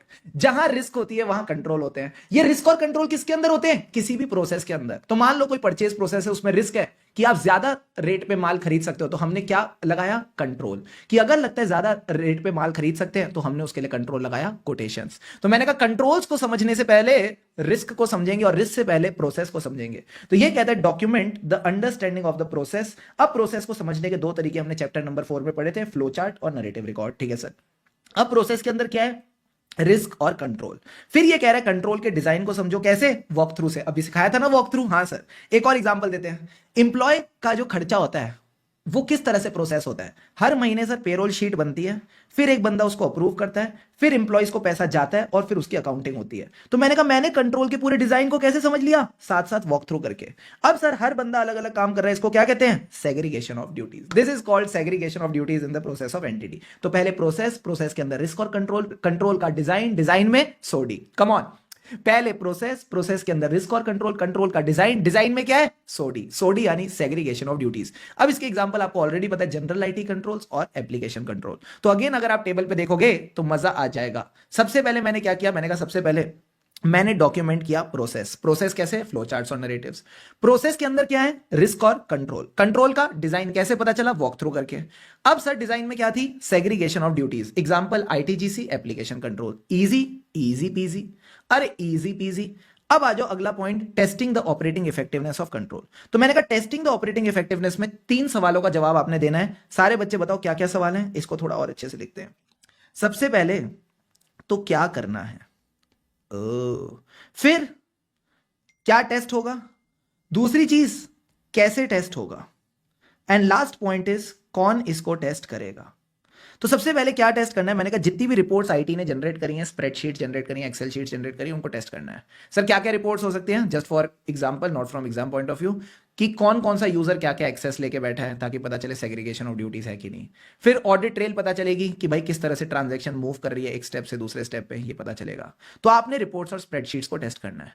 अब सर सारी रिपोर्ट्स देखनी है? मैंने कहा नहीं, आपने डिसाइड करना है nature, timing and extent. Extent यानी आप यहां पे सिर्फ सैंपल टेस्टिंग करोगे। अब जब भी सैंपल टेस्टिंग करनी होती है उसके लिए क्या चाहिए? पॉपुलेशन। हमको कैसी पॉपुलेशन चाहिए? ऐसे 530 ने सिखाया था, आपको रिलायबल पॉपुलेशन चाहिए, यानी it should be appropriate, complete and reliable. तो यही बात यहां लिखी है, assess the reliability and completeness of population. Easy easy sir. अब सर ये काम कौन करेगा? तो हमको एक कॉम्पिटेंट और इंडिपेंडेंट स्टाफ चाहिए during the test of control. तो इस तरह से ध्यान रखना, क्या टेस्ट करना है? Reports and spreadsheets. कैसे टेस्ट होगा? नेचर, टाइमिंग एंड एक्सटेंट में आप सैंपल टेस्टिंग करोगे, पॉपुलेशन रिलायबल और कंप्लीट होनी चाहिए। कौन करेगा? कॉम्पिटेंट और इंडिपेंडेंट पर्सन। एक बार वापस किताब पे आ जाओ। अब सारे बच्चे यहां से चलना। सबसे पहले क्या टेस्ट करना है? Testing of the key reports and spreadsheets. कैसे टेस्ट करनी है? नेचर, टाइमिंग एंड एक्सटेंट देख लेना। एक्सटेंट में सैंपल टेस्टिंग। सैंपल टेस्टिंग के लिए क्या करना है? जो भी आपकी पॉपुलेशन है ये रिलायबल और कंप्लीट होनी चाहिए। Easy easy sir. कौन करेगा? कॉम्पिटेंट और इंडिपेंडेंट बंदा। और लास्ट में आता है रिपोर्टिंग। रिपोर्टिंग में क्या करना है? मैंने कहा रिपोर्टिंग में अगेन आप फ्लो में चलना। सबसे पहले देखना हम रिपोर्ट क्या अच्छी चीजें करते हैं या बुरी चीजें। आज ही हमने क्लास में सीखा इंसान सामने वाला कितनी अच्छी चीजें करता हो। अपने ही घर में देख लो, हमारी मम्मी जी, पापा जी कितनी अच्छी अच्छी चीजें करते हैं, बट जहां उनसे थोड़ी सी गलती हो जाएगी हम उनको डांट देते हैं, विच इज वेरी रॉन्ग। ठीक है सर। और आज हमने डिसाइड किया है कि जो भी हमारे पास आसपास कम से कम 5 लोग हैं जो हमारे लिए भले का काम करते हैं, हम उनको थैंक यू बोलेंगे। ठीक है, हम उनको थैंक यू बोलेंगे ताकि उनको भी अच्छा लगे। तो मैंने कहा यहां भी यही दिक्कत है, अच्छी अच्छी बातें नहीं रिपोर्ट करेंगे, डेफिशिएंसीज रिपोर्ट करेंगे। सो इवैल्यूएट करो डेफिशिएंसीज को, क्या वो सिग्निफिकेंट डेफिशिएंसी या दूसरा नाम बोल दो मटेरियल वीकनेस। फिर साथ साथ इसका सॉल्यूशन क्या है, यानी रेमेडिएशन। तो 3 बातें, इवैल्यूएट द डेफिशिएंसी, क्या वो सिग्निफिकेंट डेफिशिएंसी है, उसका क्या रेमेडिएशन है यानी सॉल्यूशन है। फिर आप रिपोर्ट करो मैनेजमेंट को और अपनी ऑडिट रिपोर्ट में। मैनेजमेंट को कैसे बताते हैं? मेमो और मैनेजमेंट लेटर में। ऑडिट रिपोर्ट में हम इसके बारे में बता सकते हैं। Deal done? Done sir. तो एक बार आ जाओ फटाफट, इसको बुक से गो थ्रू करा देता हूं। देखो रिपोर्टिंग में क्या लिखा है। रिवीजन के अंदर रिवीजन, सबसे पहले कंट्रोल डेफिशिएंसीज को इवैल्यूएट किया, सर वो सिग्निफिकेंट है तो उसका रेमेडिएशन भी बताओ, और मैनेजमेंट को बताओ और ऑडिट रिपोर्ट में बताओ। ठीक है, ठीक है सर। आखिरी के सिर्फ 2-3 टॉपिक रह गए। सारे बच्चे जाग जाओ। चैन से रिजल्ट देखना है तो जाग जाओ, चैन से रिजल्ट देखना है तो जाग जाओ। मैंने कहा अगला पॉइंट है डेटा एनालिटिक्स। एक बड़े ही भले आदमी ने कहा था, सर क्या एक तरफ से आलू डालो दूसरी तरफ से सोना निकलेगा? मैंने कहा एक तरफ से डेटा डालो दूसरी तरफ से मीनिंगफुल इंफॉर्मेशन निकलेगी, बस बीच में क्या होगा? Processes, tools and techniques. बीच में तड़का लगेगा प्रोसेसेस, टूल्स एंड टेक्निक्स का, उसी को क्या कहते हैं? Data analytics. इसी को हम डेटा एनालिटिक्स का नाम देते हैं। अब सर एक बात बताओ, जो डेटा एनालिटिक्स ऑडिटर यूज करता है, उसको क्या कहते हैं? काट। काट का मतलब क्या है? मैंने कहा वो वाला काट नहीं है, काट का मतलब है कंप्यूटर असिस्टेड ऑडिट टेक्निक्स। सारे बच्चे बोलो मेरे साथ, सी फॉर कंप्यूटर, ए फॉर हमने कंप्यूटर से क्या ली? असिस्टेंस। किसमें? ऑडिट में। और ये टेक्निक है। तो computer assisted audit technique is a data analytics used by the auditor in audit. अब सर डेटा एनालिटिक्स किस किस चीजों में काम आ सकता है? ये सारी चीजों में। सबसे पहले स्टार्ट करते हैं। हमें सबसे पहले पॉपुलेशन मिली, उसमें से सैंपल निकालना है। तो जो पॉपुलेशन है वो कंप्लीट है कि नहीं, जो कंपनी है उसने कंप्लीट डेटा दिया है कि नहीं। मान लो डेटर्स का डेटा दिया है, ठीक है सर। अब उन्होंने 10 डेटर दिया, तो मैंने कहा डेटर का टोटल लगा लो। जो एक्सेल शीट है उस पर डेटर का टोटल लगा लो और देखो क्या ये और फाइनेंशियल स्टेटमेंट का बैलेंस मैच कर रहा है कि नहीं। अगर मैच कर रहा है तो डेटा कंप्लीट है। तो हमने सबसे पहले कंप्लीटनेस ऑफ डेटा देखी। चाहे आप टीओसी कर रहे हो या सब्सटेंटिव टेस्टिंग के लिए डेटा की कंप्लीटनेस देखना जरूरी है। अब जब आपका डेटा कंप्लीट है, उसमें से क्या निकालेंगे? सैंपल निकालेंगे। सैंपल निकालने के 2 तरीके इन्होंने यहां पे रिवाइज करा है, रैंडम सैंपलिंग और सिस्टमैटिक सिलेक्शन। ठीक है सर। अब जब आपने सैंपल निकाल लिए, इसके बाद क्या करेंगे? मैंने कहा रे हम इसके बाद करते हैं रे का मतलब है रिकंप्यूटेशन ऑफ बैलेंसेस। आपको पता है कई ऐसे सॉफ्टवेयर होते हैं जिसमें अगर आप सारा ट्रांजेक्शनरी डेटा डाल दो तो वो आपको ना ट्रायल बैलेंस बना के दे देंगे। आपने ट्रांजैक्शनरी डेटा डाला, वो आपको ट्रायल बैलेंस बना के दे देंगे, तो उसको क्या कहते हैं? रिकंप्यूटेशन ऑफ बैलेंसेस, यानी reconstruction of trial balance from the transactional data. इसके अलावा आप रिकैलकुलेशन भी कर सकते हो, यानी आपको कुछ नहीं करना, आपने भाई साहब जो भी डेटा था वो डाला, यानी मान लो आपके पास था फिक्स डिपॉजिट का प्रिंसिपल अमाउंट, आपके पास है फिक्स डिपॉजिट का इंटरेस्ट अमाउंट। प्रिंसिपल अमाउंट भी है, इंटरेस्ट अमाउंट भी है, पीरियड भी है। क्या इन 3 डेटा से इंटरेस्ट रिकैलकुलेट हो सकता है? जो एफडी का इंटरेस्ट है वो रिकैलकुलेट हो सकता है या नहीं? हाँ सर, पूरी इंटरेस्ट की वर्किंग बन सकती है। तो यही बात ये कह रहा है, you can recalculate the depreciation और बैंक इंटरेस्ट कैलकुलेशन। ठीक है सर। इसके अलावा डेटा एनालिसिस कहां हेल्प कर सकता है? जो भी कंपनी ने जर्नल एंट्रीज दे रखी हैं, मान लो परचेजेस की एंट्रीज दे रखी हैं, और मैंने सिस्टम से डेटा निकाला कि कौन कौन सी ऐसी परचेजेस थी जहां पे ऑथोराइजेशन का मार्क नहीं है। जहां पे सिस्टम की रिपोर्ट में ऑथराइजेशन का मार्क नहीं है। सर क्यों? यहां पे अनऑथराइज परचेज हो सकती हैं, फ्रॉड वगैरह हो सकता है। तो मैंने क्या किया, जो भी अनऑथराइज परचेज थी उसका रीजन पता लगाया, यानी इस फ्रॉड को इन्वेस्टिगेट किया। साथ ही साथ देखा कितनी टोटल परचेजेस है, कितनी टोटल परचेजेस है जहां पे ये काम हुआ है, तो इससे पता चलेगा क्या ये कहीं सिग्निफिकेंट डेफिशिएंसी तो नहीं। तो लास्ट के 3 पॉइंट में मैंने क्या किया, मैंने एनालाइज किया जर्नल एंट्रीज को, उसके बाद फ्रॉड इन्वेस्टिगेशन किया और जो कंट्रोल डेफिशिएंसीज था उनका इंपैक्ट पता करा, कितनी अमाउंट है जो उससे इफेक्टेड है। तो यहां पे आपने बस फ्लो में चलना है, सारे के सारे पॉइंट्स एक बार मैं रिकॉल करा देता हूं, फिर इसका एक क्वेश्चन भी कराऊंगा, ठीक है? Do it properly. सबसे पहले मैंने क्या किया, मैंने डेटा की, भाई डेटा एनालिसिस है ना, तो यहीं से स्टार्ट करते हैं। डेटा एनालिटिक्स है तो मैंने डेटा से स्टार्ट किया कि मैंने जो भी डेटा और पॉपुलेशन थी उसकी कंप्लीटनेस देखी, फिर डेटा से क्या निकाला, सैंपल निकाला। फिर अगले 2 पॉइंट्स याद रखना, रे रे, बोलो बोलो, रे रे। रे रे यानी recomputation of the trial balances, recalculation of depreciation and interest की वर्किंग।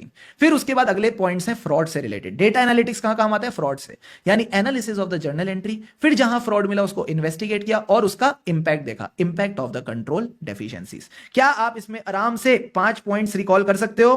कर सकते हैं सर। अगर भले ही चाहो तो वीडियो को फटाफट पॉज करो, 5 पॉइंट्स रिकॉल करके डन डन डन डन। अब आ जाओ एक बार अपने क्वेश्चन बैंक पे। आ गए सर। अगर आप इससे रिलेटेड क्वेश्चन देखोगे, अभी आईसीए ने रिसेंटली, एकदम रिसेंटली इस पे क्वेश्चन पूछा। सर कौन सा, मैं भी ढूंढ रहा हूं, रुको 1 minute. Question number 6, question number 6 में देखो, आरटीपी सितंबर 24 में क्या क्वेश्चन आया था कि बताओ कौन से टूल्स हैं जो ऑडिटर यूज करता है व्हाइल अप्लाइंग डेटा एनालिटिक्स। तो इसको हम बोलते हैं कार्ट। कार्ट का मतलब क्या है, कंप्यूटर असिस्टेड ऑडिट टेक्निक्स।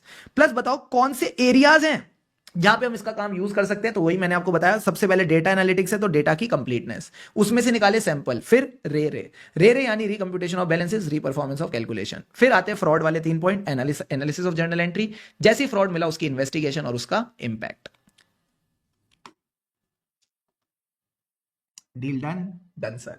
अब आओ मेरे साथ, अब आओ मेरे साथ। इसका अगला टॉपिक शुभम सर ने कौन सा कराया? मैंने कहा इसका अगला टॉपिक हमने किया डॉक्यूमेंटेशन ऑफ रिस्क। वैसे ये टॉपिक कहीं ना कहीं चैप्टर 4 से रिलेटेड है। जो भी आपका रिस्क असेसमेंट प्रोसीजर्स हैं उसको डॉक्यूमेंट करना है। तो मुझे बताओ रिस्क असेसमेंट प्रोसीजर में क्या करते हैं? सबसे पहले understand the entity environment internal control, वही पॉइंट लिख रखे, एंटिटी एनवायरमेंट इंटरनल कंट्रोल के कंपोनेंट्स। अब ये अंडरस्टैंड कैसे करते थे? सर आपने रिस्क असेसमेंट प्रोसीजर सिखाए थे, inquiry, analytical procedure, observation, inspection. तो वही सोर्स ऑफ इंफॉर्मेशन और प्रोसीजर्स के बारे में आपने डॉक्यूमेंट करना है। जब आपने अंडरस्टैंडिंग ली तो क्या निकला? Identify and assess रोमम। तो जो रोमम आपने आइडेंटिफाई और असेस किया फाइनेंशियल स्टेटमेंट असर्शन लेवल पे, उसको डॉक्यूमेंट कर लो। अब रोमम किन 2 तत्वों से बना हुआ है? सर इनहेरेंट रिस्क और कंट्रोल रिस्क, इसको भी डॉक्यूमेंट कर दो। यानी जो भी रिस्क है और उनके रिलेटेड कंट्रोल्स आप इनको डॉक्यूमेंट करोगे। अब इन तीनों चीजों से रिलेटेड आपने एंगेजमेंट टीम में डिस्कशन की होगी, तू ये करना, तू ये करना। हाँ, तो जो भी डिस्कशंस और डिसीजंस आप सबने मिलकर लिए वो भी आप डॉक्यूमेंट करोगे। So decisions and discussions, discussions and decisions, और उसके बाद जो रिस्क असेसमेंट प्रोसीजर है उसको आप डॉक्यूमेंट कर लो। ठीक है बॉस? ठीक है सर। तो ये डॉक्यूमेंटिंग द रिस्क वाले चारों के चारों पॉइंट्स डन। अब सर अगला पॉइंट आता है ऑडिट फाइंडिंग्स। ऑडिट फाइंडिंग्स का मतलब है जब भी आप आईटी एनवायरनमेंट या कंट्रोल्स को असेस कर रहे हो तो आपको हो सकता है कुछ फाइंडिंग्स या एक्सेप्शंस मिल जाए, यानी दिक्कतें मिल जाएं। तो इसके बारे में क्या करना है? मैंने कहा कुछ नहीं करना, एक छोटा सा प्रोसेस है उसको फॉलो करना है। पहले देखो जो आपने आईटी कंट्रोल्स टेस्ट करे, क्या उसमें कोई वीकनेस मिली? हाँ मिली। क्या उसका इंपैक्ट है? वो डिसाइड करेगा कि ये डेफिशिएंसी है या सिग्निफिकेंट डेफिशिएंसी। अगर डेफिशिएंसी है तो मैनेजमेंट को बताओ। कैसे बताते थे सर? वो क्यूट क्यूट नाम क्या था? मीमो। तो आईसी मीमो और मैनेजमेंट लेटर, आप आईसी मेमो और मैनेजमेंट लेटर से उनको वीकनेस के बारे में बता सकते हो। बट अगर टीसीडब्ल्यूजी है तो ऐसे 265 ने सिखाया था, communicate the significant deficiency in writing to TCWG. हम टीसीडब्ल्यूजी को बता देंगे। तो एकदम फ्लो में चलना, कोई वीकनेस है अगर है तो उसका इंपैक्ट देखो। अगर डेफिशिएंसी तो मैनेजमेंट को बताओ, सिग्निफिकेंट है तो टीसीडब्ल्यूजी को बताओ। अब बच्चा मेरे को बोल सकता है सर पता कैसे चलेगा ये वाला क्वेश्चन, ये वाला आंसर लिखना है, और आपने तो हमको रिपोर्टिंग में ये भी बताया। तो मैंने कहा अगर क्वेश्चन स्पेसिफिकली आपको बोल रहा है कि आपको कुछ दिक्कतें मिली हैं, आपको कुछ फाइंडिंग्स मिली हैं, कुछ एक्सेप्शंस मिली है, तो बताओ कैसे उनको कंसीडर करके रिपोर्ट करोगे? तो ये वाला आंसर मत लिखना, ये वाला आंसर मत लिखना। आपने फोकस किस पे करना है? सर हमको फोकस करना है इन 4 पॉइंट्स पे। मैं आपको इसका क्वेश्चन भी कवर करा देता हूं। सारे बच्चे आओ क्वेश्चन बैंक पे, क्वेश्चन नंबर 7। क्वेश्चन नंबर 7 के दोनों पार्ट्स देख लो, मजा आ जाएगा। Very important from exam point of view, इसको हल्के में मत लेना। ये कह रहे हैं मैनेजमेंट ने आपको रिक्वेस्ट किया कि क्या आपको कोई एक्सेप्शंस मिली। अगर आपको कोई एक्सेप्शंस मिली हैं तो हमको बताओ। तो बताओ ऑडिटर कैसे इन एक्सेप्शंस को कंसीडर करके रिपोर्ट करेगा। तो देख लो वही का वही पॉइंट दे रखा है कि जब भी इसको कोई एक्सेप्शंस मिलती है, फाइंडिंग्स मिलती है, तो इनको असेस करके रिपोर्ट करेगा to the management and TCWG. TCWG यानी बोर्ड ऑफ डायरेक्टर्स और ऑडिट कमेटी। तो वही 4 पॉइंट्स आ गए। कोई वीकनेस है, उसका impact, report the weakness to the management in the form of memo और मैनेजमेंट लेटर MM, ठीक है, M से मैनेजमेंट, M से मीमो और मैनेजमेंट लेटर, या फिर अगर ये सिग्निफिकेंट एफिशिएंसी है तो TCWG को बताओ। Second part of the question भी देख लो, मजा आ जाएगा। पूरा का पूरा काम किया और उसके बाद बोलता है ऑडिट के एंड में इसको कुछ एक्सेप्शंस मिली, तो ये इसको रिपोर्ट करना चाहता है, बताओ क्या कंसीडर करेगा। Again same to same point, तो जहां आपको ये तीन चीजें दिख जाएं, एक्सेप्शंस, रिपोर्टिंग और कंसीडरेशन, आपने यही वाला आंसर लिख के आना है। Deal done, come on everyone, deal done, done sir. तो यहां आपके सारे कॉन्सेप्ट्स और क्वेश्चंस कंप्लीट हो गए हैं। लास्ट में एक छोटा सा topic, digital audit. Digital audit में इन्होंने बस एक छोटी सी बात बता रखी है कि आजकल सारी कंपनीज ऑटोमेशन की तरफ जा रही हैं। ऑटोमेशन यानी जो भी काम एक इंसान कर रहा था अब वो टेक्नोलॉजी करेगी, ठीक है सर। तो ऑडिटर भी क्या कर रहा है, वो भी अपना ऑडिट यूजिंग द टेक्नोलॉजी कर रहा है। तो जब आप अपना ऑडिट टेक्नोलॉजी को यूज करके करते हो उसका नाम क्या हो जाता है, डिजिटल ऑडिट। तो ये कह रहे हैं पूरा ही ऑडिट हम डिजिटली करते हैं, from planning to expression of opinion. From planning to expression of opinion सारी चीजें क्या हो रही हैं, डिजिटली हो रही हैं। अब इनमें से दो पॉइंट्स इन्होंने उठा लिए। सबसे पहला पॉइंट क्या कहता है, जब आप बिजनेस की अंडरस्टैंडिंग ले रहे हो तो उसको क्या यूज कर रहे हो, हाई फाई नाम लिख देना एक दो, AI, data analytics, other latest technology, ठीक है। जब आपने अंडरस्टैंडिंग ली तो क्या पता चलेंगी, risk. So it will help to better identify the risk, और जो रिस्की एरियाज हैं उन्हीं पे अगर आप फोकस करोगे तो ऑडिट एफिशिएंटली होगा। So it will lead to audit in a better way because you will give more attention to the risky areas. तो तीन बातें ध्यान रखना, कहां ये हेल्प कर रहा है, understanding the entity, identify the risk and then you focus on the risky areas. इन तीन एरियाज में डिजिटल ऑडिट ऑडिटर की मदद कर देगा। Deal done, done sir.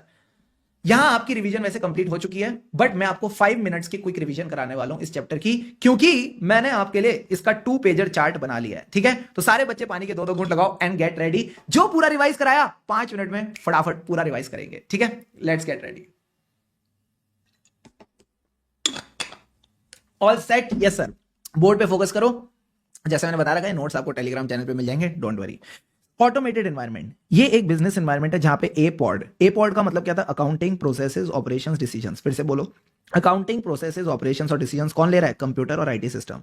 अब सर इसके फीचर्स क्या थे, मेरे दिमाग में एयरटेल की फोटो आ रही है, मैंने एयरटेल से लिया डेटा प्लान। डेटा मतलब it helps in data processing and computation accurately, accurate processing and computation of data, ठीक है सर। अब जब डेटा है तो क्या होगी, फास्टर कनेक्टिविटी। फास्टर कनेक्टिविटी मतलब faster business operations, connectivity and networking capability. जब फास्टर कनेक्टिविटी है तो हम ज्यादा बातें करेंगे, ज्यादा बातें यानी processing of large volumes of transaction. अगली चीज क्या थी, बेटर सिक्योरिटी। अगर बेटर सिक्योरिटी है तो लेस ह्यूमन एरर्स। क्या 6 के 6 पॉइंट्स हो गए, हाँ सर। फिर शुभम सर ने बताया कि अगर कोई एंटिटी ERP सिस्टम यूज करती है, यानी परचेजेस, सेल्स, इन्वेंट्री, अकाउंटिंग सब एक जगह हो रहा है, तो it will be very complex. But अगर आपका सिर्फ अकाउंटिंग सॉफ्टवेयर है तो ये आसान है, it will be less complex, ठीक है सर। अब हमें अंडरस्टैंडिंग और डॉक्यूमेंट किसकी करनी थी, iOS की ऐप की।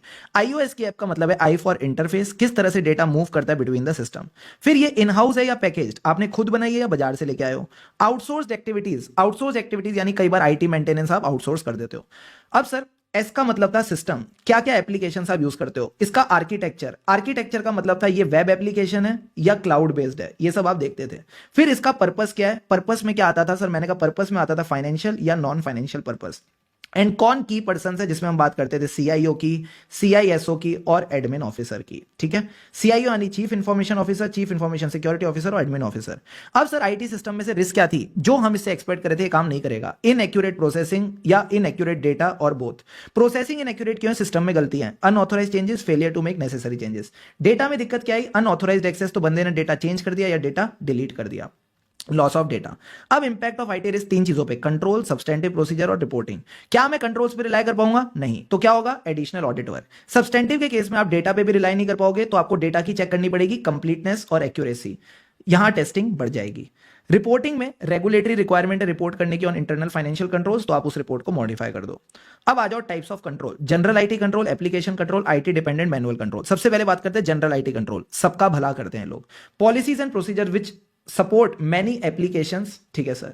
So that's why they are called pervasive और indirect control. They maintain the data की integrity and security, क्योंकि डेटा सिक्योर रहेगा तो कोई उसमें चेंजेस नहीं करेगा।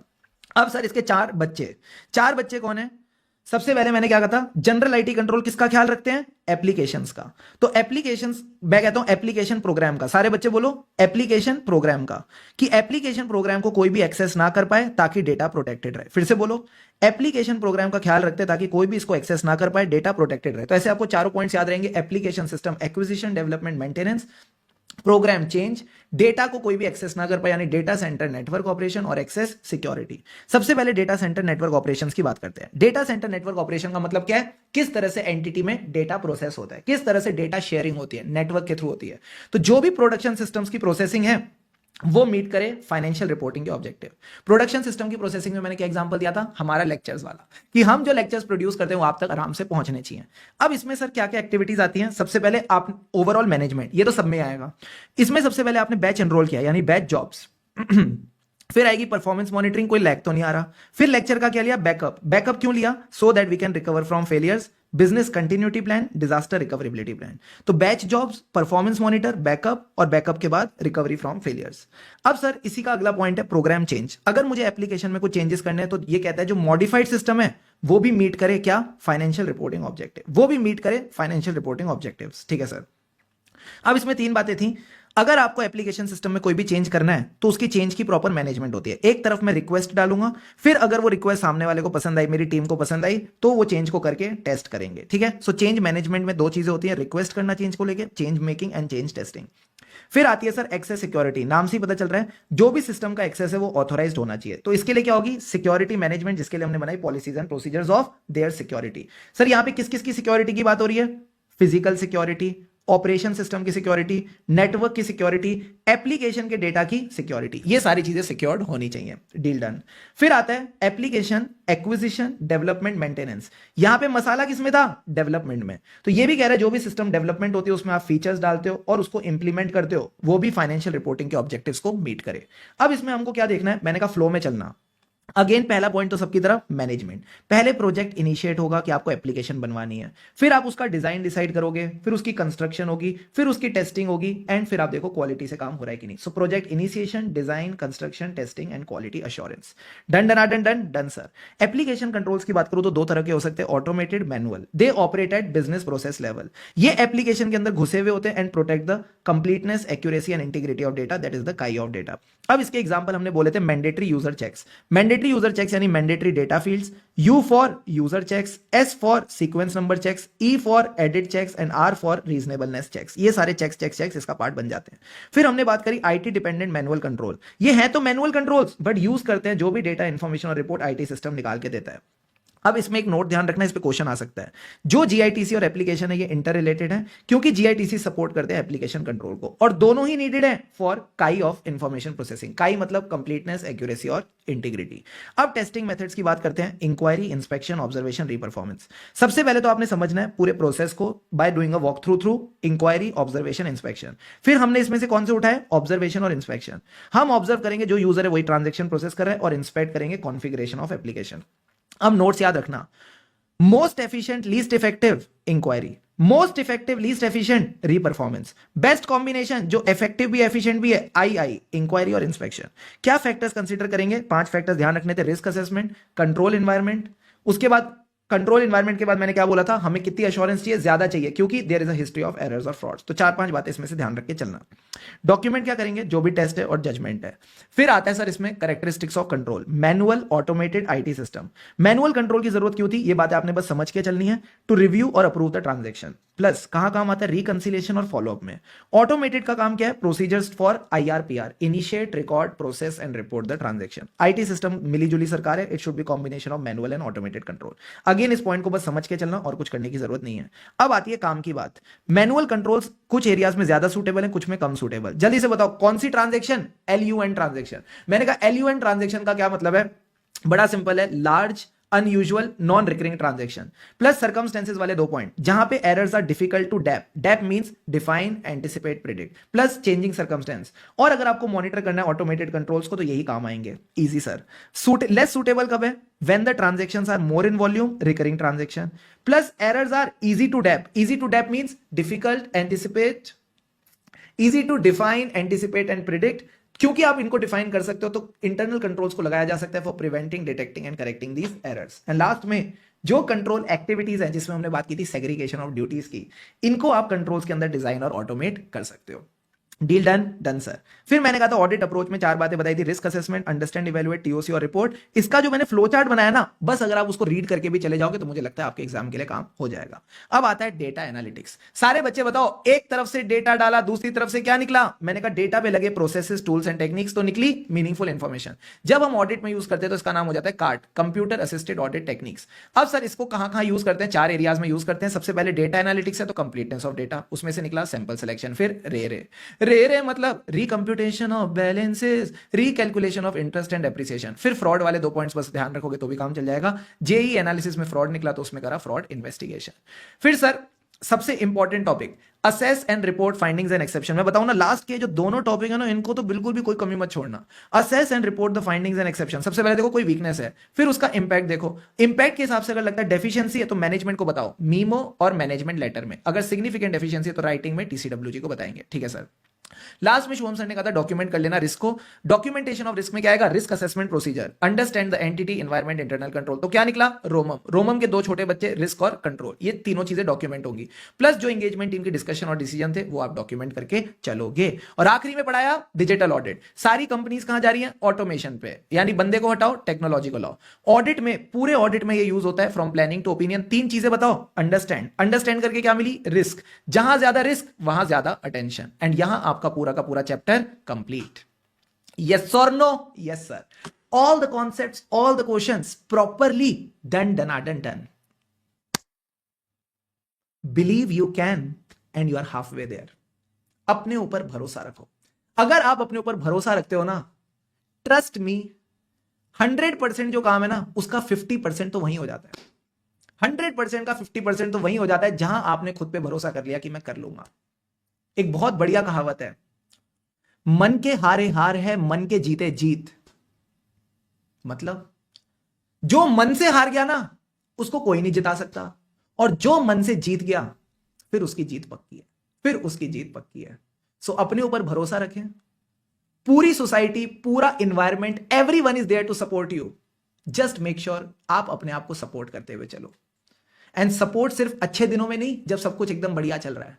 सपोर्ट उन दिनों में भी जब आप थोड़ा लो फील करते हो, जब आप थोड़ा डीमोटिवेटेड फील करते हो, तब आपने अंदर वो आत्मविश्वास रखना है कि मैं कर लूंगा। और अगर आप सोचो कि मैं कर लूंगा तो डेफिनेटली आप कर लोगे। ठीक है। So thank you so much everyone for watching this revision. अगर वीडियो अच्छी लगी हो तो प्लीज उसको लाइक कर देना, कमेंट करके जरूर बताना कैसा लगा। And yes, stay subscribe to the channel for more such videos. हमें रही ऑडिट के, फिर मिलेंगे चलते चलते। Keep going.